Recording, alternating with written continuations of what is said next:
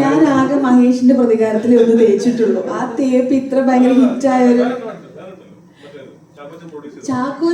ചാക്കോച്ചനാണ് എന്നെ ഉപേക്ഷിച്ചിട്ട് പോയത്. എന്നെ പറഞ്ഞു നീ അച്ഛൻ്റെ കൂടെ നിൽക്കണം, പിന്നെ പോകോഴി മാത്രമേ ഉള്ളൂ. എന്റെ മറ്റേത് ചാക്കോച്ചനാണ് വെച്ചത്.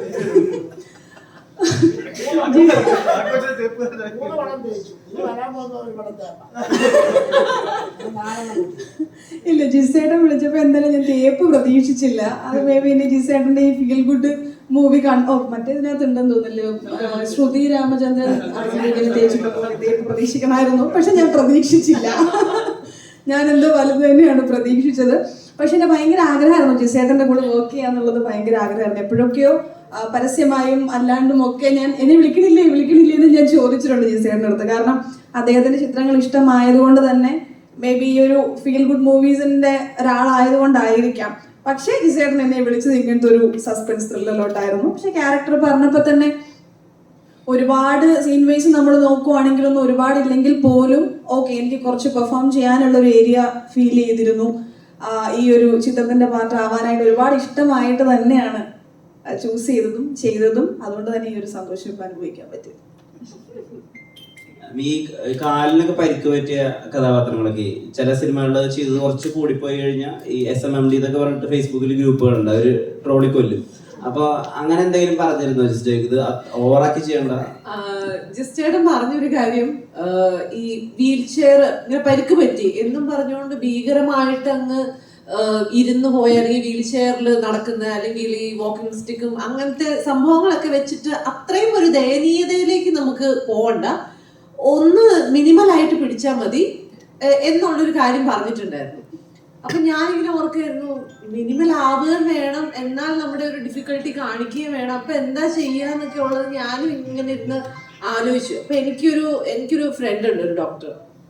പുള്ളിക്കാരി ഈ പറയുന്ന പോലെ ഫിസിക്കൽ മെഡിസിൻ ആൻഡ് റീഹാബിലിറ്റേഷൻ ആണ്. അതായത് ഇതുപോലെ ഇഞ്ചുറി വന്ന ആളുകളെ തിരിച്ച് ബാക്ക് ടു നോർമലിലേക്ക് കൊണ്ടുവരുന്ന, അതാണ് അവരുടെ ഒരു ഡിപ്പാർട്ട്മെന്റ് എന്ന് പറയുന്നത്. അപ്പൊ ഞാൻ പുള്ളിക്കാരനെ വിളിച്ചു, ഞാൻ പറഞ്ഞിരുന്നില്ലേ, ഞാനപ്പോൾ പുള്ളിക്കാരിയെ വിളിച്ചു, എടോ ഇന്ന പോലാണ് സംഭവം. അപ്പൊ കുറച്ച് നാളുകൾക്ക് ശേഷം ഇതുപോലെ ഒരു ഇഞ്ചുറി പറ്റി ഒരു 2 ഇയേഴ്സിനൊക്കെ ശേഷം എന്തൊക്കെയായിരിക്കും ബോഡിയിൽ പ്രശ്നങ്ങൾ ഉണ്ടാവുന്നത്, നമുക്ക് സിനിമയിൽ യൂസ് ചെയ്യുമ്പോൾ. അപ്പൊ പറഞ്ഞു ചിലർ വടിയൊക്കെ പിടിച്ചാൽ മതി, വടിയൊന്നും പറ്റത്തില്ലെന്നാ പറഞ്ഞു. അപ്പൊ എന്ത് ചെയ്യാമെന്ന് ചോദിച്ചു. അപ്പൊ അയാൾ പറഞ്ഞു ഇങ്ങനെ ചിലപ്പം ചില ഞരമ്പുകൾക്ക് ഇങ്ങനെ പ്രശ്നം വന്നിട്ട് ഇതെല്ലാം കൂടെ പറയണ്ടില്ലേ. ഓക്കെ അപ്പൊ എനിക്ക് ചെറിയൊരു ഐഡിയ ഈ പറയുന്ന പോലെ കിട്ടി. അപ്പൊ പെട്ടെന്നൊരു മെഡിക്കൽ കോൺഫറൻസ്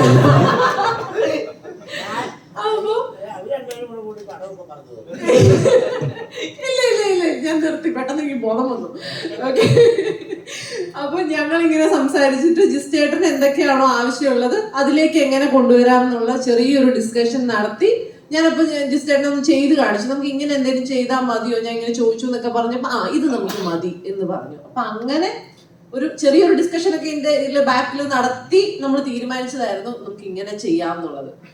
അത് രക്ഷപ്പെട്ടു. ആസിഫ്, ഇപ്പൊ അജിത്തിന്റെയും വിജയിന്റെയും സിനിമകൾ വരെ വലിയ രീതിയിൽ റിവ്യൂ ചെയ്യും, അതിന് നല്ല രീതിയിൽ പ്രഹരശേഷിയോടുകൂടി തന്നെ റിവ്യൂ ചെയ്യുന്ന ആളാണ് ഈ ബ്ലൂ സട്ടൈമാരൻ എന്ന് പറയുന്ന തമിഴ്നാട്ടിലെ ഒരു റിവ്യൂവർ.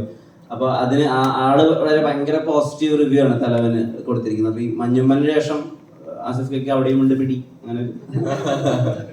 അല്ല, ഞാൻ ഇപ്പോ സത്യം പറഞ്ഞ ഞാൻ ഫോണില് ഫേസ്ബുക്കിൽ ഇങ്ങനെ റിവ്യൂസ് നോക്കിക്കൊണ്ടിരിക്കുകയാണ്. അതിപ്പോ ഇന്ന് രാവിലെ ശരണാണ് എനിക്ക് അത് അയച്ചു തന്നത്. അത് ഭയങ്കര വലിയൊരു സൈനാണ്. അവിടെ ചെന്നൈയില് പ്രത്യേകിച്ച് ഞാൻ ഇപ്പം എൻ്റെ അടുത്ത് കഴിഞ്ഞ ഈ 2 സിനിമകളുടെ പ്രൊമോഷൻ ടൈമിൽ ചോദിച്ചു, ഈ അന്യഭാഷാ സിനിമകളിൽ എന്തുകൊണ്ട് അഭിനയിക്കുന്നില്ലെന്ന്. അതിനുള്ള ഉത്തരം ഇവിടെ നിന്ന് ഇപ്പൊ പോകുന്നുണ്ട്. അങ്ങോട്ട് നമ്മൾ ചെയ്യുന്ന സിനിമകൾ മുഴുവൻ ബാക്കിയുള്ള ഇൻഡസ്ട്രീസിൽ നിന്ന് നോക്കിക്കൊണ്ടിരിക്കുകയാണ്. നമ്മള് ഇപ്പൊ അതിൽ തന്നെ മെൻഷൻ ചെയ്യുന്നത് ക്രൈം ത്രില്ലർ സിനിമകൾ ചെയ്യാൻ മലയാളികൾക്ക് ഒരു പ്രത്യേക കഴിവുണ്ടെന്ന് അദ്ദേഹം എടുത്തു പറയുന്നുണ്ട്. അപ്പൊ അതുപോലെ എല്ലാ തരം സിനിമകളും നമ്മൾ ചെയ്യുന്നതിനെ പറ്റി ബാക്കി അന്യഭാഷകൾ സംസാരിക്കുന്നു. അപ്പൊ ഒരുപാട് സന്തോഷം. ഇനി അങ്ങനെ സഞ്ചരിക്കട്ടെ. മലയാള സിനിമ ഡബ് ചെയ്യപ്പെടാതെ മലയാള സിനിമയായിട്ട് തന്നെ എല്ലാ തിയേറ്ററുകളിലും പ്ലേസ് നമ്മൾ ഹിന്ദി സിനിമ കാണുന്ന അതേ എക്സൈറ്റ്മെന്റിൽ ബാക്കിയുള്ള ഇൻഡസ്ട്രിയിൽ കാണാൻ പറ്റട്ടെ. തലവൻ 2 എപ്പോ ഷൂട്ടിംഗ് നടക്കും? ഇന്ത്യൻ 2 എന്നൊക്കെ പറയുന്ന ഒരു വലിപ്പം ഫീൽ ചെയ്യുന്നുണ്ട്. അതായത് ഈ സിനിമ അവസാനിക്കുമ്പോൾ കുറെ പേര് പറഞ്ഞിരുന്നു അത് അങ്ങനെ എഴുതി കാണിക്കണം. ഡയറക്ടേഴ്സ് കാർഡ് വരുന്നതിന് മുൻപ് ഈ പറയുന്ന തലവൻ 2 എന്ന് പറയുന്ന അത് എഴുതി കാണിക്കണം. അപ്പൊ ഞാൻ പറഞ്ഞത് കാര്യം ഞാൻ മാത്രമല്ല കേട്ടോ, എഡിറ്റർ സൂരജും വളരെ സ്ട്രോങ് ആയിട്ട് പറഞ്ഞു അത് നമ്മൾ എഴുതി കാണിക്കേണ്ടത്. അത് ആൾക്കാർക്ക് ഫീൽ ചെയ്യുന്നുണ്ട്. ഐ മീൻ അങ്ങനെ ഒരു സീക്വൽ ഉണ്ടാകാൻ ചാൻസ് ഉണ്ട് എന്ന് അവർക്ക് തോന്നിടത്തല്ലേ അതിന്റെ കാര്യം അല്ലേ? അത് എനിക്ക് ഭയങ്കര സന്തോഷം തോന്നി. ഇന്നലെ ഞങ്ങൾ തിയേറ്ററിൽ നിന്ന് ഇറങ്ങുമ്പോൾ തന്നെ ഒത്തിരി പേര് വന്നിട്ട് അതെപ്പോഴാ സീക്വൽ ഉണ്ടോ എന്ന് ചോദിക്കുമ്പോൾ അത് ഞങ്ങൾ എഴുതി കാണിക്കാതെ തന്നെ അത് അവർക്ക് മനസ്സിലായി എന്നുള്ളത് ഒരുപാട് സന്തോഷം. ഇനി ഈ സാർമാര് ഡേറ്റ് തരണമല്ലോ. ഞാൻ തന്നു കഴിഞ്ഞു. വലിയ ഡിസ്കഷൻ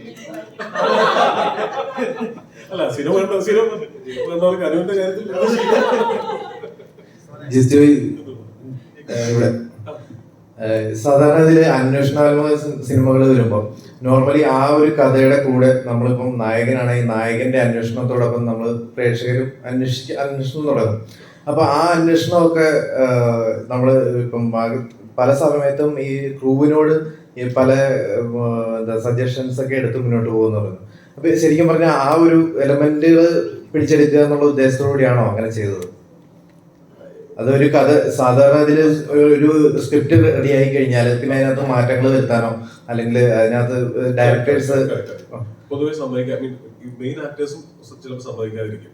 അതേപോലെ ഇവര് ഈ ബിജുചേട്ടനും ആസിഫും എനിക്ക് ആസ് എ ഡയറക്ടർ എന്നുള്ള രീതിയിൽ എന്നിൽ അർപ്പിച്ചൊരു ട്രസ്റ്റ് ഉണ്ട്. കാരണം ഇത് ഈ സംഗതി പുതിയൊരു ട്രാക്കിലേക്ക് നമ്മൾ മാറ്റാൻ പോവുകയാണെന്ന് ഞാൻ ഇവരെ രണ്ടുപേരെയും വിളിച്ചിരുത്തിയിട്ട് ചേട്ടാ ഇങ്ങനെ നമ്മൾ ഇങ്ങനെ ഒരു ട്രാക്ക് വന്നിട്ടുണ്ട്, ഇത് ഇങ്ങനെ ചെയ്തോട്ടെ. കാരണം ഇവരോട് പറഞ്ഞിട്ടില്ല അങ്ങനെ ഒരു കഥയെ കുറിച്ച്. അപ്പൊ ഇവര് രണ്ടുപേരും തന്നൊരു സപ്പോർട്ട് ഉണ്ട്. അല്ലെങ്കിൽ പിന്നെ അതാണ് ആ ട്രസ്റ്റ്. അതിനെ കുറിച്ച് ഡീറ്റെയിൽ ആയിട്ട് ഞാൻ പറയുന്നില്ല. അവർ അത്രയും ഒരു ട്രസ്റ്റ് ആണ് അവർ നമുക്ക് തന്നത്. പിന്നെ ഈ അഭിനയിച്ച ആൾക്കാരെ മുഴുവൻ ആവശ്യമുള്ളിടത്ത് സട്ടിലാക്കി നിർത്താൻ, ചില സമയത്ത് മാത്രം ലൗഡാക്കുക, ആ ഒരു പിടി പോകരുത്. കാരണം ഈ കുറ്റാന്വേഷണ സിനിമ ഞാൻ ആദ്യമായിട്ടാണ് ചെയ്യുന്നത്.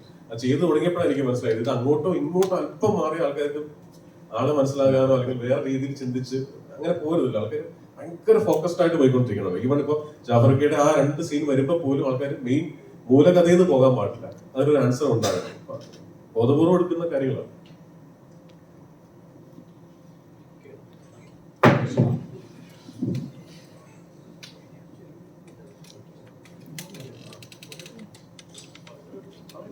അപ്പോ വേറെ ഒന്നും ഇല്ലല്ലോ ചോദിക്കാനുണ്ടോ? ഇല്ലല്ലോ. ഓക്കെ അല്ലേ? ഓക്കെ.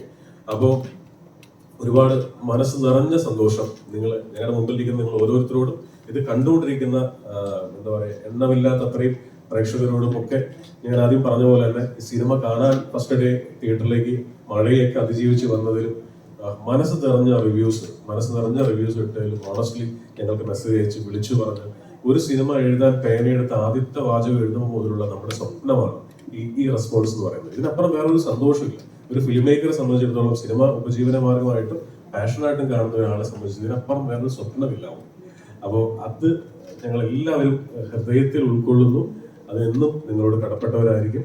സിനിമ നിങ്ങളുടെ തൊട്ടടുത്ത തിയേറ്ററുകളിലുണ്ട്. എല്ലാവരും തിയേറ്ററിൽ തന്നെ പോയിട്ട് എത്രയും പെട്ടെന്ന് സിനിമ കാണണം. ഇനിയും കൂടുതൽ റിവ്യൂസ് ഇടണം, ഞങ്ങളെ വിളിക്കണം. ഇതാണ് നല്ല സിനിമ ചെയ്യാനുള്ള ഏറ്റവും വലിയ ഫ്യൂവൽ എന്ന് പറയുന്നത്. ആ ഫ്യൂവൽ തന്നുകൊണ്ടേയിരിക്കണം.